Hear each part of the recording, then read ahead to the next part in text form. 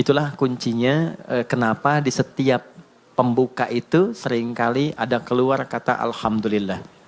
Jadi secara psikologi ketika diteliti, syukur itu lebih sering menghadirkan kebahagiaan. Nah sekarang yang kurang dalam kehidupan itu seringkali adalah kebahagiaan. Dan kebahagiaan itu diingatkan oleh Allah itu 5 kali dalam sehari.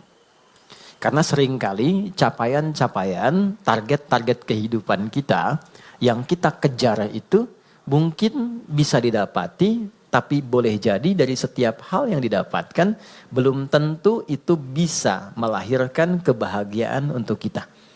Nah, kesuksesan yang melahirkan kebahagiaan itu disebut dengan falah namanya. Falah. Jadi ada falah, ada fauz, ada fariha, farah. Oke.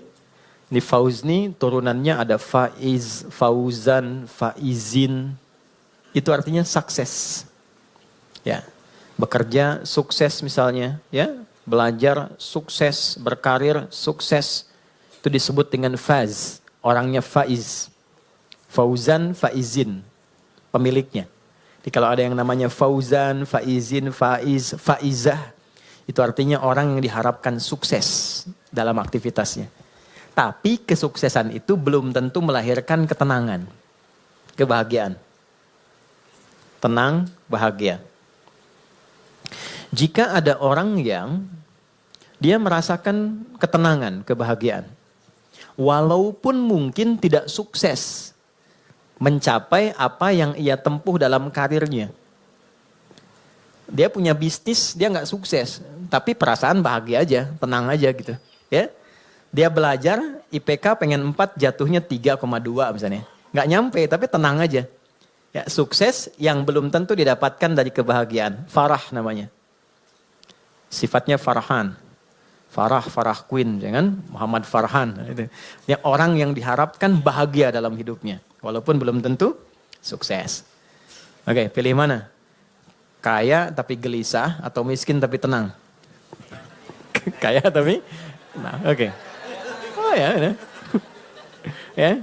Yang malu-malu jawab pengen sebetulnya kan? Oke. Nah Allah tuh maha tahu. Jadi nggak harus ditanya. Allah tuh maha tahu. Sebelum dijawab sudah diharapan. Sebelum mimpi sudah dibangunkan. Makanya Allah bangunkan kita dari mimpi, naikkan harapan jadi kenyataan. Diingatkanlah 5 kali dalam sehari. Ya kan? Padahal mandi aja 2 kali kan? Makan 3 kali. Tapi untuk sukses dan bahagia 5 kali diingetin. Gabungan 2 ini disebut falah namanya.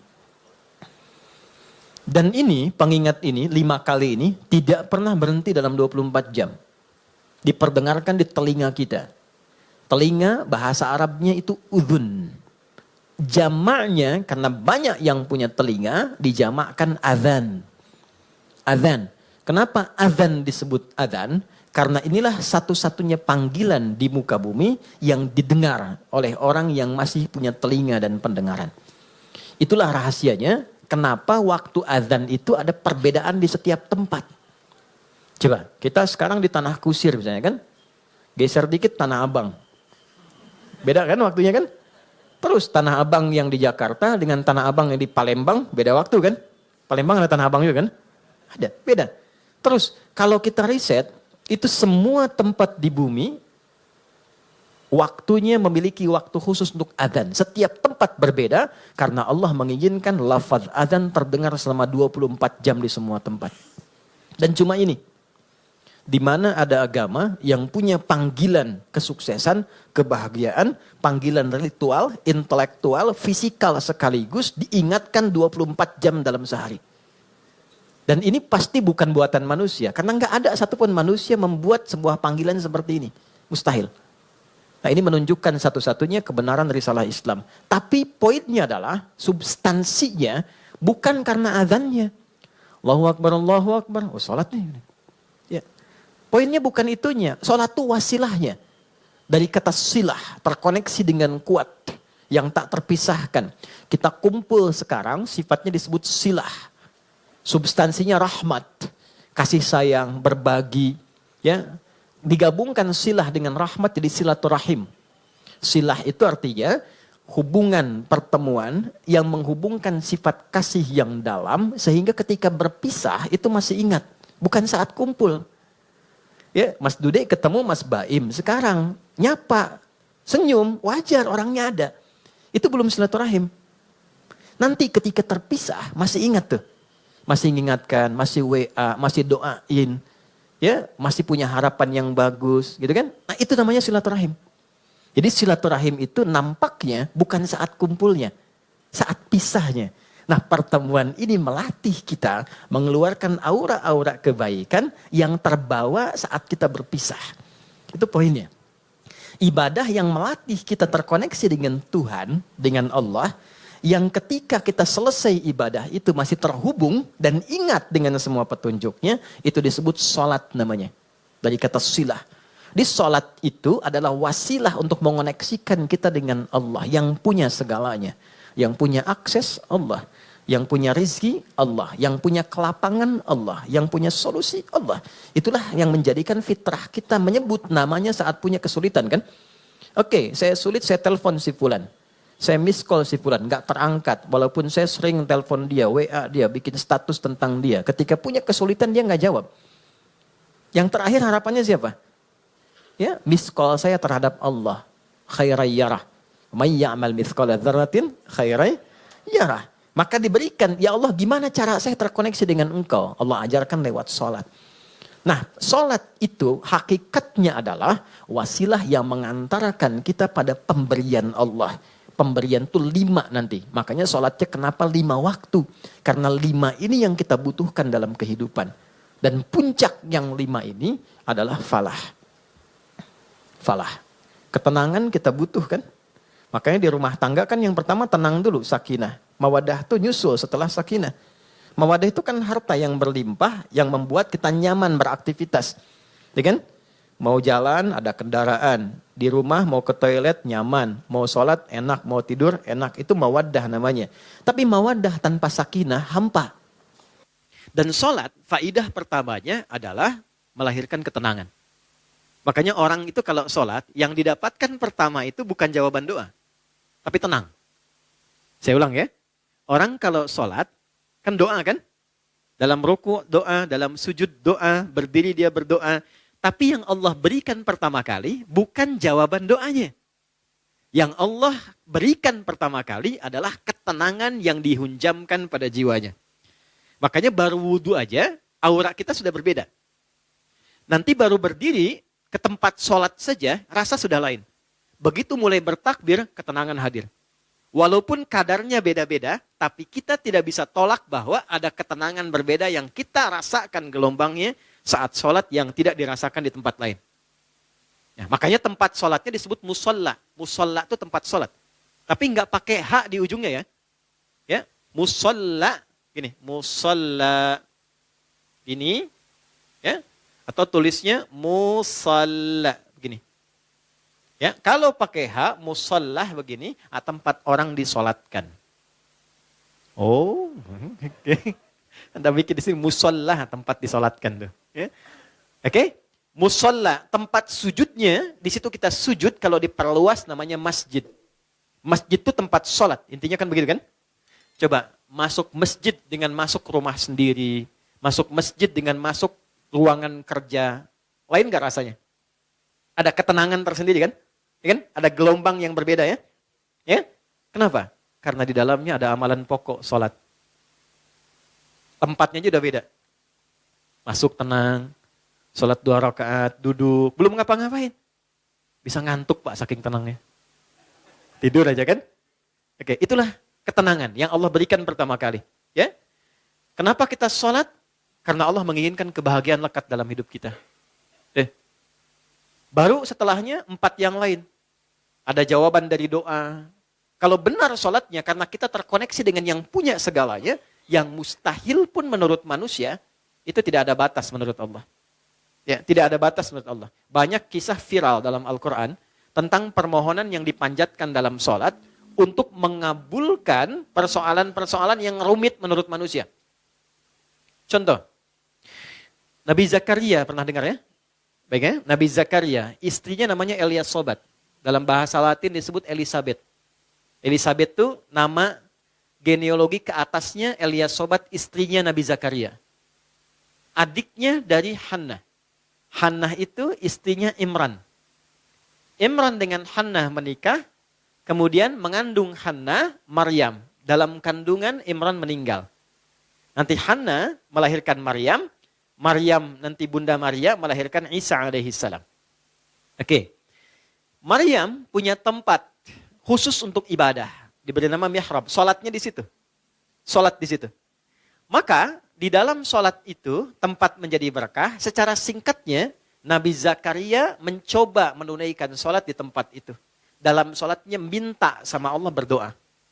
Doanya apa? Doa memohon supaya istrinya diberikan oleh Allah karunia bisa mengandung dan melahirkan keturunan. Maaf, vonisnya pada masa itu dipandang monofos dan mandul, tidak mungkin punya keturunan. Perhatikan, karena dalam sholat konektivitasnya pada Allah yang tidak punya batas dalam pemberian. Anda minta pada manusia punya keterbatasan. Maaf, pandangannya terbatas, semakin jauh tak terlihat. Pendengarannya terbatas, semakin frekuensinya tinggi atau paling rendah tidak terdengar. Akalnya pun terbatas. Maka jangan selalu semua hal harus rasional. Karena sepanjang punya sifat kemanusiaan pasti terbatas. Kenapa pendengaran terbatas, pandangan terbatas, akalnya nggak mau terbatas, itu yang salah. Oke, ketika semua terbatas, kita harus minta pada yang tidak punya batas. Tuhan, Allah. Makanya kalau mentok tuh pasti yang disebut Allah kan? Kalau mentok tuh pasti Allah. Kenapa? Karena kita sadar, fitrah kita menuntun, cuma ini yang tidak punya batas. Nah, Allah punya 90 sifat, 99 sifat pemberian. Allah punya 99 sifat pemberian disebut dengan Asmaul Husna. Quran surah 17 di ayat 110. 99 ini adalah nama khusus sesuai dengan kebutuhan kita. Jadi nggak harus semua dibaca. Butuh rizki, sebut ya Allah, ya Razak. Butuh ilmu, ya Allah, ya Alim. Punya masalah, pengen solusi, ya Allah, ya Al-Fattah. Pengen kesabaran ditambah, ya Allah, ya Sabar. 99.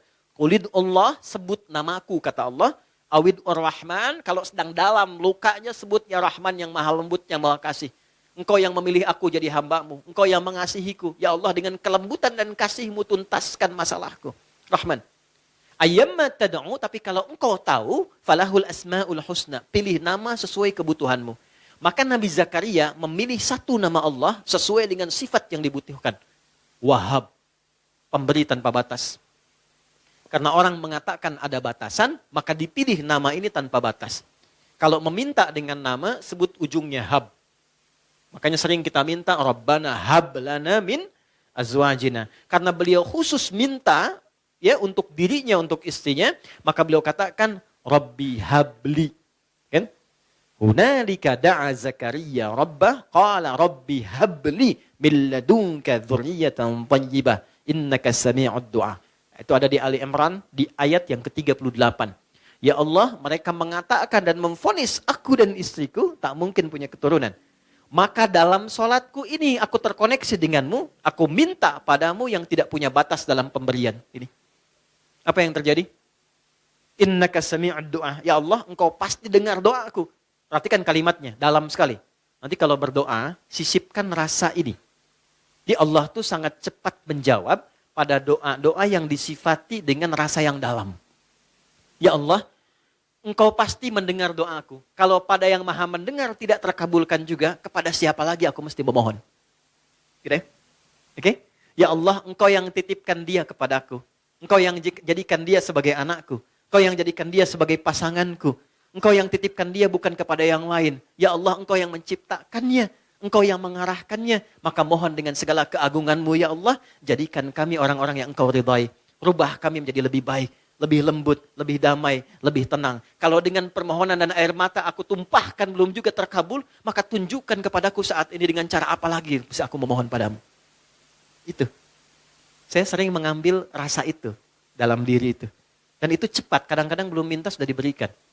Ya. Dan di Quran banyak, apa yang terjadi? Fanadat sul malaika. Kalau doanya benar, turun malaikat langsung menyampaikan. Wa huwa qa'imu yusalli fil mihrab. Sedangkan beliau masih terkoneksi dalam sholatnya. Jadi sholat selain memberikan ketenangan, itu juga mempercepat terkabulnya doa.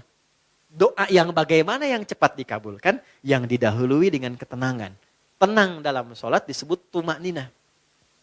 Makanya sholatnya jangan seperti dikejar proyek. Karena proyek sholat itu proyek akhirat, bukan dunia. Ketika teman-teman membawa sifat akhirat ke dunia, maka merendahkan akhirat dengan dunia. Itu poinnya, itu yang menjadikan doa sulit dijawab. Bawa ke urusan akhirat, tepikan dunia. Itulah di awal jumpa kita katakan kenapa tangannya diangkat ke belakang begini, buang urusan dunia ke belakang. Karena yang kita kerjakan sekarang urusan akhirat. Itu hikmahnya, buang urusan dunia ke belakang. Problemnya ketika takbir dunia masih di bawah. Allahu Akbar. Aduh, konten belum jadi nih. Sepatu ketinggalan nih, gitu kan? Aduh, di mana tadi nyimpen kendaraan, kan? Masuk. Padahal kata Nabi sederhana, buang urusan dunia ke belakang. Ya, angkat tangannya, buang urusan dia ke belakang, pasrahkan kepada Allah. Lipat tangan begini, ya kan? Kan sudah kita belajar ini ya. Yang baru bergabung, teman-teman izin tidak bermaksud untuk mengajari, mengingatkan lihat tayangan sebelumnya. Kenapa kiri didahulukan daripada kanan? Sudah kita bahas. Kiri gambaran hal yang kadang-kadang divisualisasikan atau digambarkan hal yang kurang baik. Aliran kiri, tangan kiri, pekerjaan kiri kadang kurang bagus kan ya gambarannya. Maka kanan gambaran yang baik. Asal sholat itu asalnya begini. Tidak bersedekap. Terjadilah satu peristiwa, seseorang pernah berbuat salah. Kesalahannya fatal. Lalu ia datang mengadu pada Nabi untuk konsultasi. Ya Nabi, hukum saya sekarang daripada saya malu dihukum Allah di akhirat. Sahabat itu dulu begitu. Saya pengen selesai di dunia, gak mau dibuka di akhirat. Karena kalau di dunia ditutup, viral di akhirat itu lebih banyak. Semua dibuka kan? Semua. Sekarang mau ditutup bagaimana? Yang tahu mungkin kita pribadi, teman dekat. Tapi di akhirat semua tahu. Oh gitu Adi Hidayat. Kelihatannya baik. Tapi dibuka satu-satu. Diperlihatkan. Ya, yang baik, yang buruk dibuka. Makanya visi sahabat, saya tidak mau di akhirat dibuka karena viralnya makin luas. Pengen diselesaikan di dunia. Jadi ketika Nabi akan sholat, datanglah orang sahabat ini, tidak disebutkan namanya. Kalau tidak disebutkan, perhatikan rumusnya ya, di tafsir, Quran dan hadis, kalau ada kejadian, tidak disebutkan siapa orangnya, kapan kejadiannya, tapi viral perbuatannya, ini ingin menunjukkan kesan bahwa perbuatan itu akan berpotensi lagi terjadi di masa depan dengan sosok yang berbeda, tapi dengan substansi yang serupa. Ya. Dia berbuat salah, kita pernah salah nggak? Pernah. Ya? Ada orang dulu gibah, pernah gibah nggak orang sekarang? Bahasa sekarangnya gosip, ya kan? Oke, mencela dulu ada, sekarang ada nggak yang mencela? Ada, tapi kan nggak disebutkan siapa dulu yang pernah mencela. Artinya celaan itu akan terjadi lagi di masa depan. Ya, masalah dengan kawan, masalah dengan tetangga, masalah suami istri, masalah dengan anak, masalah dengan ibu mertua. Nggak pernah disebutkan siapa tokohnya, tapi suratnya ada, ayatnya ada. Untuk memberikan kesan kalau terjadi, begini cara menyelesaikannya. Maka dia katakan, ya Rasulullah, hukum saya salah. Hukum saya salah. Tibalah waktu sholat. Kata Nabi, kita sholat dulu, nanti habis sholat, baru kita selesaikan. Maka saat sholat itulah turun Quran surah ke-11, Hud. Ayat 114. Aqimis sholata tarafain nahar, wa zulafam minal lail. Perhatikan, ini indahnya. Innal hasanati yudhibnas sayyi'at. Tunaikan sholat, jangan tinggal. Tunaikan sholat, jangan pernah tinggal. Yang 5 waktu itu. Apa yang dahsyat dalam sholat itu? Allah lompat dulu untuk menghibur hati kita. Gak ada orang yang tidak pernah salah, kata Allah. Ya, kecuali Nabi Rasul yang dijaga dari kesalahan, namanya maksum. Di sepanjang bukan Nabi, sepanjang bukan Rasul, pasti salah. Jadi percuma menuntut seseorang itu untuk selalu benar. Karena sifat manusia pasti salah. Ya kita turunkan babnya ya. Ya. Saya ambil contoh. Kami baru pulang dari Mekah, dari Madinah. Terus kita belajar tuh di pelataran Masjid Nabawi, Masjidil Haram. Saya tarik sedikit aja ya. Tarik sedikit aja. Nabi itu mengajarkan fikih parenting dengan keluarganya. Itu begitu indah. Nggak ada ketegangan. Nggak ada kegaduhan. Dan rata-rata canda. Makanya saya ngobrol dengan beberapa teman, saya bilang, kenapa sekarang kalau orang belajar parenting serius banget? Bawaannya tegang melulu gitu. ini kewajiban suami, ini kewajiban istri, ini neraka, ini surga. Padahal yang ditampilkan oleh Nabi, kebanyakan 85%-nya itu canda semua. Karena memang kehidupan rumah tangga itu kehidupan bercanda. Laibun walahun. Canda. Saya teman-teman, kalau di rumah, itu seriusnya sama istri dan anak cuma dalam 3 hal. Sholat, Quran, kedua jangan maksiat. Jangan bohong, 1. Itu. Yang lainnya, turunan-turunannya. Lebihnya canda. Anda boleh tanya sama istri saya. Kalau beliau tanya, istri saya tanya, pasti saya plesetin canda semua. Canda semua. Anak-anak canda semua. Itu semua canda. Kenapa? Karena kehidupan rumah tangga itu gak serius-serius amat. Karena si amat pun tidak serius. Banyaknya canda. Contoh gini. Istri Nabi ada berapa? 9. Ada yang lain? Jangan khawatir ya, saya gak bahas bab poligaminya, tenang aja. Oke ya. Si Nabi 9 yang berkehidupan, 11 dengan beliau, 1 yang milkul yamin. Ya. Pembahasan detailnya nanti. Singkatnya begini. Dari sekian itu kenapa Nabi diizinkan menikah lebih daripada 4 istri? Kenapa diizinkan? Saya sering sampaikan. Maaf ini rahasianya teman-teman. Karena seluruh istri Nabi itu mewakili semua karakter perempuan di muka bumi. Itu rahasianya. Jadi nanti ada yang suka mengajar, suka belajar dan mengajar, ikuti Sayyidah Aisyah. Ada yang suka fashion, ada perempuan suka fashion ada. Nanti modelnya Sayyidah Zainab. Ada yang suka bikin kue. Itu Sayyidah Saudah binti Zam'ah. Yang bikin kue ini usianya udah 70 tahun ke atas. Sepuh. Tapi nggak pernah Nabi masuk ke rumah beliau, ke kamar Sayyidah Saudah itu di samping Sayyidah Aisyah. Jadi kalau ini yang kubah hijau itu di atas ya. Kubah hijau ke bawah kan ada kamar ya. Ini kamar Sayyidah Aisyah, ini kamar Saudah binti Zam'ah. Sayyidah Saudah binti Zam'ah. Ini sudah sepuh. Hobinya bikin makanan. Nabi pulang, sedang bikin adonan tepung. Itu tepung adonannya dicolek oleh Nabi, kemudian dicolekkan di kedingnya dan ketawa bersama. Kalau bahasa kita tuh panggil sayang. Sayang apa kabar? Gede, masih ketawa. Ya, kapan kakek nenek kita tuh panggil sayang pada pasangannya tuh? Anda bisa kebayang nggak? Jadi semua masuk ke rumah itu semua hiburan. Ada istri Nabi yang senang curhat, ada. Kalau ke rumah tuh cerita, kan? Ada hadis di Al-Bukhari panjang banget. Panjangnya itu cuma 1 intinya. Suami mendengar curhat istri. Dan gak pernah dipotong, didengar aja. Karena tahu 8 jam ditinggal, 12 jam ditinggal itu pasti ada sesuatu yang dipendam. Jadi Nabi selesaikan dengan mendengar aja, gak pernah dipotong, dengerin ya terus. Ya, istri kan prinsipnya cuma 1. Ya, gak pernah menginginkan suami merasa benar. Gak pernah berharap begitu. Cuman tolong pahami, merasa bersalahlah sekali gitu ya. Gitu ya. Gak apa-apa, dengerin. Itu ada hadis di Al-Bukhari panjang, dengarkan. Jadi ternyata begitu keluar cerita itu, itulah sakinah. Tenang gitu. Nah itu fikih sederhana dan dalam dengar itu canda. Kadang dialog, kadang canda. Makanya kehidupannya itu yang harmoni yang kita dapatkan. Gak terlalu serius. Nah itu yang saya maksudkan, hal-hal yang kita bisa tampilkan dalam Al-Quran dan kuncinya di mana? Sholat. Makanya semua kisah viral dari istri Nabi itu selalu menyoroti sholatnya Nabi. Itu poinnya. Di sholat tuh bikin tenang. Sholat bikin bahagia. Sholat bikin terkabulnya doa. Gitu. Bukan cuma es krim. Ustaz punya hadiah nanti. Boleh. Ini Ustaz punya hadiah.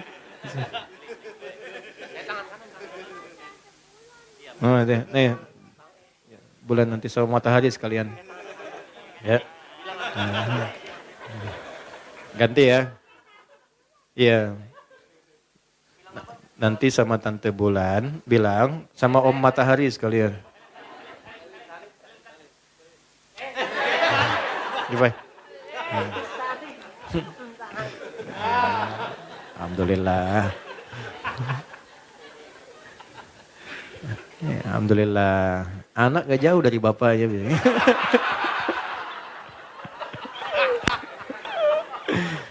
Insyaallah baik. Saya senang anak-anak. Sangat-sangat senang. Jadi saya tuh gak pernah komplain tentang anak-anak. Apa aja. Kalau di kajian ada ini, enggak marah saya. Apa? Karena mereka belajarnya di situ. Itu poinnya. Tolong jangan marah sama anak. Pesan saya, jangan marah sama anak. Sederhana, karena mereka belum dihisab. Anda dihisab. Kan tidak lucu yang dihisab marah pada yang belum dihisab. Ya kan? Anak tuh kalau salah, Allah nggak marah karena dia sedang belajar. Jelas? Masa Allah yang Tuhan tidak marah pada yang tidak dihisab? Kita yang bukan Tuhan marah pada yang tidak dihisab dan kita dihisab. Gitu. Jadi kalau anak itu ada sesuatu yang berbeda, yang pertama dilakukan istighfar dulu. Karena anak hanya mendengar dan melihat apa yang dia lihat dan dia dengar. Lalu setelah itu mohonkan kepada Allah kebaikan. Biasanya kalau orang tua itu sudah memulai dengan kebaikan, itu langsung anak tanpa diminta jadi baik. Itu rumus. Jadi kalau pengen anak itu soleh, kuncinya satu. Orang tuanya memperbaiki diri menjadi baik. Itu langsung gak diminta jadi baik. Itu udah pasti. Rumusnya udah begitu. Ayatnya banyak di Quran. Ya. Naik sini lagi. Ini sholat. Jadi sholat yang baik membuat kita lebih tenang. Sholat yang baik membuat kita lebih enak berdoa. Sholat yang baik membuat kita, nah ini yang terakhir, lebih dekat pada kesuksesan dan kebahagiaan. Nanti dua lagi kita simpan jauh-jauh, karena topik kita bukan di situ saat ini. Kumpulan dari semua itu akumulasinya disebut dengan falah. Ini yang diperdengarkan 5 kali dalam sehari. Jadi ketika muadzin memperdengarkan hayya 'alas shalah, hayya 'alas shalah, Anda tanya kenapa sih mesti sholat? Itu sebelum bertanya, Allah langsung jawab lewat suara muadzin itu. Hayya 'alal falah. Supaya engkau bahagia. Supaya engkau sukses. Supaya engkau tenang hidupnya. Di kehidupan pribadimu, rumah tanggamu, di kehidupan sosialmu, pekerjaanmu. Teman-teman kalau mau cek, keluarkan semua ayat Quran tentang sholat. Semua problemnya tuntas di atas hamparan sajadah. Ya, teman-teman yang perempuan pernah dengar Nabi Yakub nggak? Masalahnya dengan anak kan? 12 anak, kasus Yusuf kan? Itu ditumpahkannya di mana? Lihat Quran surah 12 ayat 86 itu. Di atas sajadah. Innama ashku bathi wa huzni ilallah. Aku tuh kalau punya masalah sedikit pun, yang aku tumpahkan, curhatnya, share-nya, tumpahkan di atas sajadahku, kata Nabi Yakub alaihissalam. Jadi begitu ditumpahkan, minimal ketenangan ada, walaupun solusi belum datang. Gak percaya silakan ya, punya proyek misalnya kan, belum jadi nih. Ada tantangan, ada problem, bawa lewat sholat, tumpahkan di atas sajadah. Begitu keluar air mata, ketenangan tiba. Jadi tenang itu mahal, walaupun proyeknya belum tuntas, tapi ketenangan ada. Nah dengan tenang itu ada kejernihan berpikir, kadang-kadang muncul ide baru dengan proyek yang baru yang menutup apa yang telah kita resapi sebelumnya. Ya. Di rumah tangga juga begitu. Kalau ada masalah, curhatnya Allah sudah bentangkan di Quran, curhatkan kepadaku. Itu bahasa Quran. Karena yang paling aman itu yang ini, yang menguasai kita. Tumpahkan ke sini. Minimal kalau belum datang solusi, ada ketenangan. Jadi lebih damai. Nanti kalau sudah damai, ditutup masalahnya dengan kita, walaupun belum selesai dengan orang lain. Tapi kita sudah tenang. Jadi kalau muncul masalah baru, sudah ada perisainya. Sudah tenang, sudah enak, sudah damai. Nanti solusi pelan-pelan akan dituntun. Jelas? Halo, kenapa sedih begini? Naik ya? Nah, ini poinnya. Nah pertanyaannya adalah, apakah semua orang yang sholat sudah mendapatkan poin ini? Dulu orang sholat dengan gerakan yang sama, bacaan yang sama, nabi yang sama, bacaan-bacaan ayat dan surat yang sama, mereka meraih apa yang dijanjikan oleh Allah dari semua manfaat sholat. Kita punya gerakan yang serupa, bacaan yang sama, Qurannya sama, nabinya sama, hadisnya sama. Kenapa? Standar yang telah Allah tetapkan dalam Quran belum maksimal kita raih. Cuma 2 jawabannya seperti yang pernah kita ulas. 1, ini bahasa Quran. Kebanyakan orang yang sholat, 1, ini bahasa Quran, boleh jadi belum khusyuk dalam sholatnya. 2, boleh jadi sebagian dari orang yang sholat itu, ini poinnya, tidak paham, tidak mengerti apa yang dibaca dan dilakukan dalam sholatnya. Jadi hanya formalitas secara fikih saja. Fikih itu gini, fikih itu menggugurkan kewajiban. Jadi tidak ada tuntutan mesti paham dalam sholat. Kalau kita bacakan benar secara rukun, benar kemudian secara panduan, awal sampai akhir, keguguran dari kewajiban selesai. Artinya kewajiban selesai ditunaikan. Nggak ada dosa. Tapi kalau kita paham, kenapa mesti takbir? Kenapa kakinya begini? Kenapa tangannya begini? Kenapa doanya ini? Nanti dapat tambahan keberkahan namanya. Namanya hikmah. Hikmah dari sholat itulah yang menuntun kita mendapatkan poin-poin tadi.